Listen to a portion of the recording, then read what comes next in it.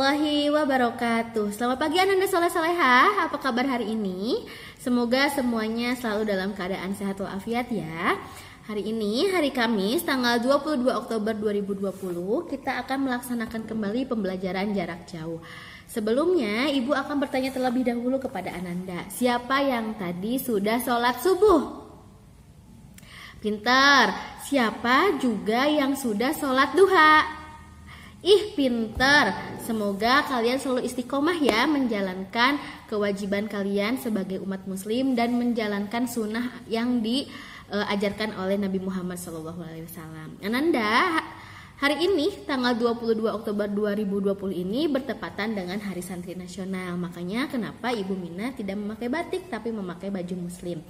Nah, sudah siap ya untuk belajarnya? Baik, kalau sudah siap silahkan Ananda siapkan dulu buku temanya. Tema 3 tetap, lalu dibuka subtema 2 pembelajaran kedua yaitu halaman 34. Pensil dan penghapusnya jangan lupa untuk disiapkan juga. Nah, Anandaku, kemarin kalian sudah belajar tentang wujud benda oleh Bu Ana. Dan juga kalian sudah belajar tentang mengukur perjalanan. Nah, sekarang di pembelajaran kedua ini kita akan belajar tentang ciri benda, ya. Benar gak sih benda itu bermassa atau bervolume? Lalu kita juga akan belajar tentang sifat tolong menolong. Nah, sebelum kita mulai pembelajarannya, alangkah baiknya kita ucapkan basmalah terlebih dahulu. Bismillahirrohmanirrohim. Yuk kita mulai. Nah, di sini ada aktivitas 1. Di sini ada teks percakapan antara Todi dan Andra. Coba kita baca sama-sama ya. Todi pertama yang bilangnya itu adalah Todi. Andra, lihatlah batu ini. Lihat juga kapas ini. Terus Andra menjawab, ada apa dengan benda-benda tersebut? Todi menjawab, besar kedua benda ini sama bukan? Benar, besar kedua benda tersebut sama. Cobalah untuk mengangkat kedua benda tersebut. Wah, kedua benda yang mempunyai besar yang sama ternyata memiliki berat yang berbeda. Batu dan kapas memiliki massa. Apa sih yang dimaksud dengan massa?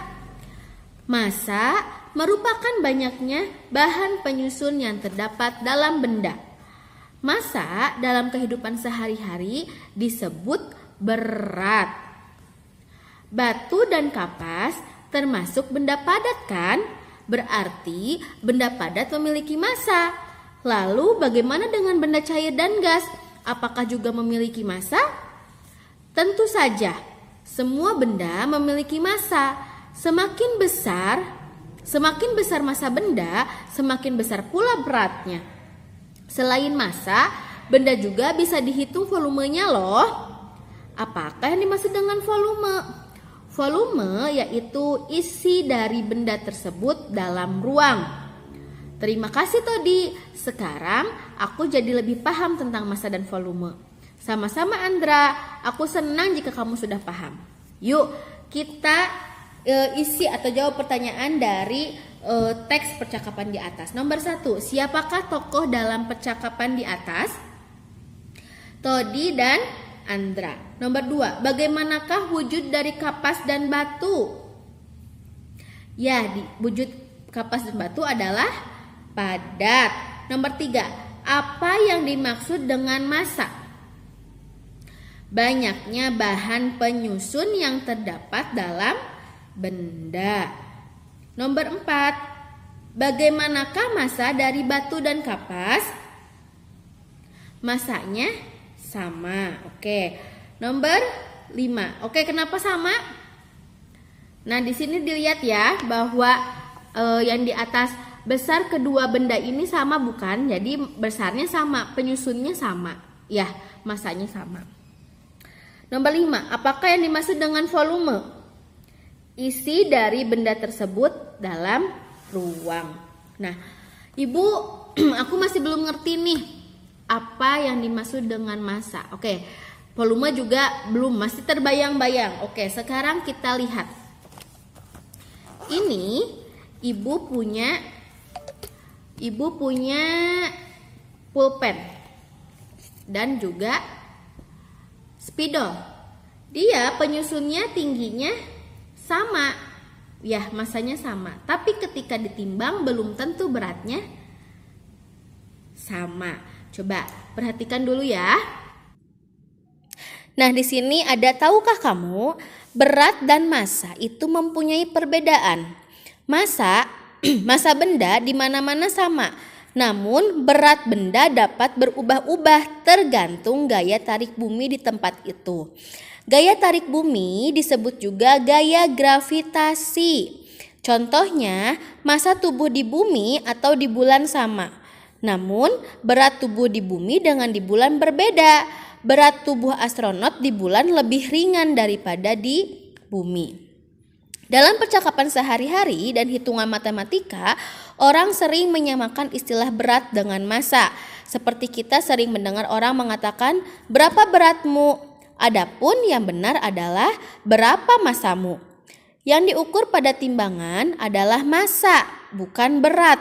Namun karena istilah berat sudah umum digunakan dalam bahasa sehari-hari, gravitasi di permukaan bumi relatif sama sehingga penggunaan kata berat untuk menggantikan massa masih dibolehkan. Nah, jadi sebetulnya yang betul itu adalah massa. Massa badan ibu adalah 50 misalkan gitu. Massa berat Ananda adalah 30 misalkan seperti itu, bukan berat. Karena apa? Karena massa itu adalah yang penyusunnya.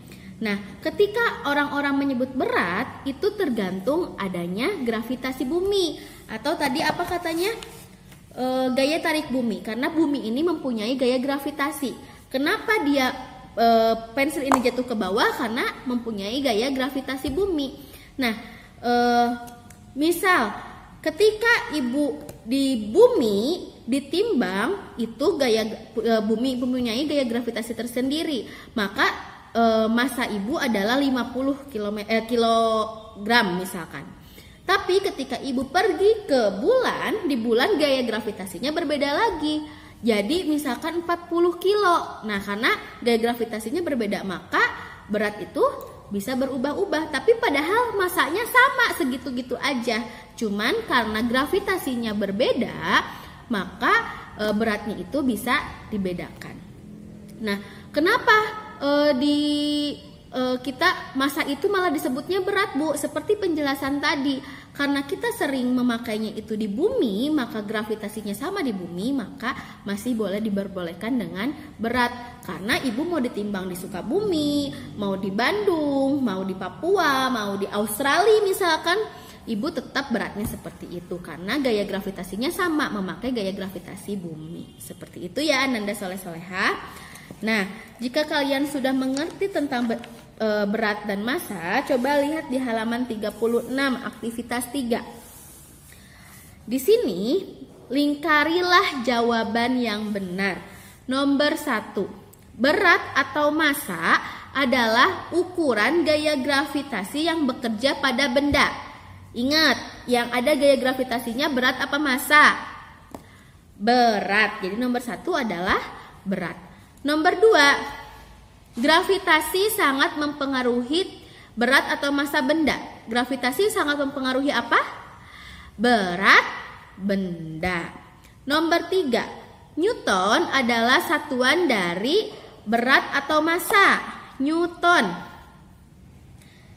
itu adalah satuan dari berat. Kalau massa tadi kilogram. Nomor 4, ibu membeli gula 3 kilogram. Kilogram merupakan satuan ukur untuk massa. Pinter banget ya. Nomor 5, timbangan elektronik merupakan neraca untuk mengukur. Timbangan elektronik merupakan neraca untuk mengukur massa.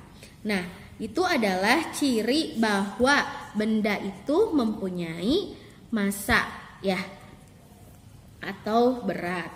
Nah, sekarang kita buktikan nih benda itu bervolume. Tadi apa sih katanya volume itu? Volume yaitu isi dari benda tersebut dalam ruang. Misal pensil ini, volumenya itu di dalamnya itu di dalamnya pensil ini bervolume. Nah, volumenya itu apa? Isinya itu kayu sama pensilnya yang hitamnya. Nah, itu adalah volume. Bagaimana kita bisa membuktikan bahwa benda itu bervolume? Apakah berlaku untuk benda padat, benda cair, dan benda gas? Nah, coba kita lihat lagi pengertian dari volume yang di buku lain. Coba ya, katanya volume ini adalah ukuran ruang yang ditempati oleh suatu benda. Sama saja ya seperti tadi.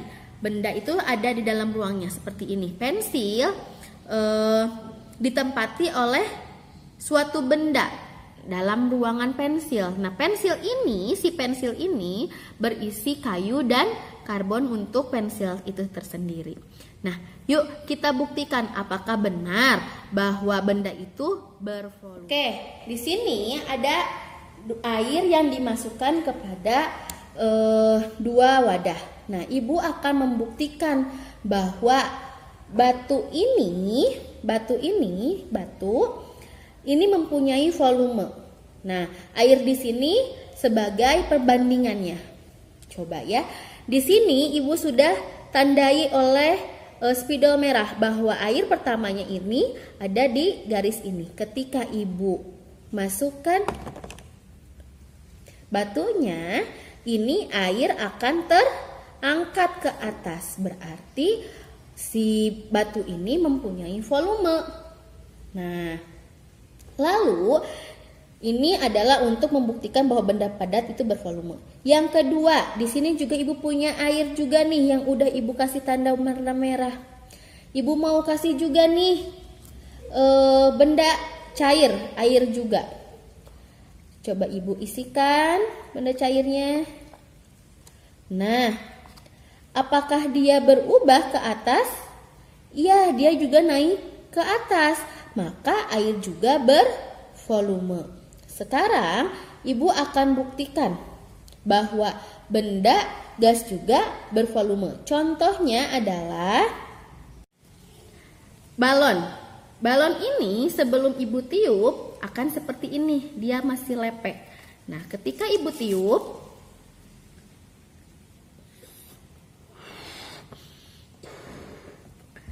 nah, udara yang ibu keluarkan itu adalah benda gas. Ketika ibu tiup, balon ini akan mengembang.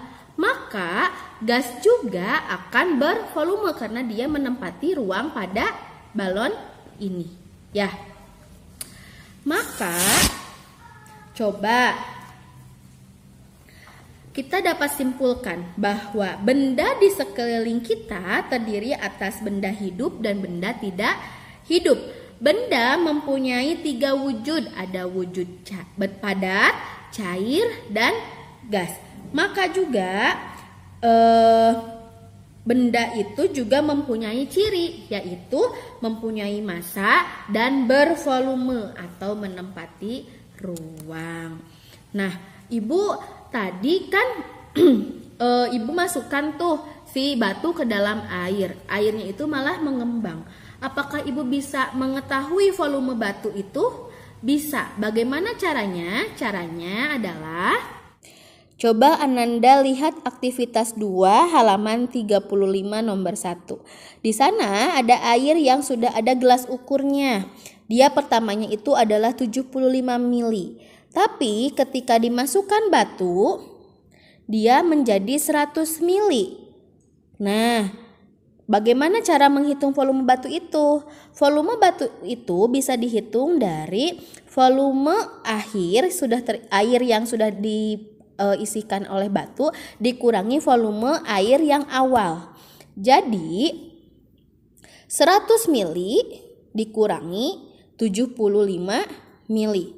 Hasilnya adalah 25 mili. 25 mili ini merupakan volume batu. Mengerti ya?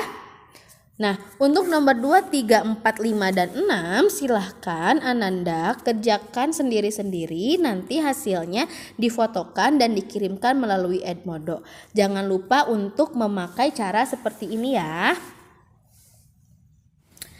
Nah, itu adalah pembahasan tentang massa dan volume benda. Sekarang kalian akan Ibu ajak untuk belajar tentang tolong menolong. Tolong menolong ini merupakan pengamalan sila Pancasila ke-3. Nah, sekarang itu adalah musim hujan. Kalau misalkan kalian berjalan, bermain tidak hati-hati, maka kalian akan jatuh ya. Coba lihat aktivitas 5 halaman 37. Di sini ada seseorang yang sedang bermain sepeda. Nah, dia tidak hati-hati, akhirnya dia terjatuh. Maka tulislah 5 tindakan yang dapat kamu lakukan bila melihat gambar di atas. Nomor 1, kira-kira apa ya yang akan kamu lakukan? Apakah kalian syukurin? Kan gak mungkin ya. Pasti kalian harus menolongnya. Setelah menolongnya, punya niat nih untuk menolong, maka apa nih yang akan kalian lakukan nomor 2-nya? Membantunya untuk berdiri. Habis gitu, ambilin sepedanya. Sebelum ke sepedanya, bantulah dia untuk berjalan. Lalu yang keempat, kalian bantu untuk mengobati lukanya jika emang terluka. Dan yang kelima, mengantar pulang ke rumah. Nah, Anandaku, selain sikap tolong menolong ini bagus karena kita mengamalkan sila Pancasila ke-3, tolong menolong ini juga dianjurkan oleh Rasulullah SAW. Kenapa? Karena orang yang membantu sesamanya akan diangkat derajatnya dan diberikan pahala yang berlipat ganda. Maka mulai hari ini, jika kalian melihat seseorang atau orang lain yang membutuhkan bantuan kita, maka kita harus menolongnya. Tetapi kalau misalkan itu pun kita sanggup untuk menolongnya. Kalau tidak sanggup mah jangan dipaksakan. Untuk aktivitas 6, ini perintahnya adalah berilah tanda checklist pada sikap yang menunjukkan tolong menolong. Berilah tanda silang pada sikap yang tidak menunjukkan tolong menolong. Nah, untuk aktivitas 6 ini silahkan Ananda kerjakan sendiri. Jadi tugas hari ini ada 2 ya. Aktivitas 2 nomor 2 sampai nomor 6. Lalu aktivitas 2-nya halaman 35. Lalu aktivitas 6 halaman 37-nya nomor 1 sampai nomor 10. Nanti tugasnya seperti biasa difotokan dan dikirimkan melalui aplikasi Edmodo. Ditunggu sampai pukul 8 malam. Sekian pembahasan hari ini. Mohon maaf apabila banyak kekurangan. Wassalamualaikum warahmatullahi wabarakatuh.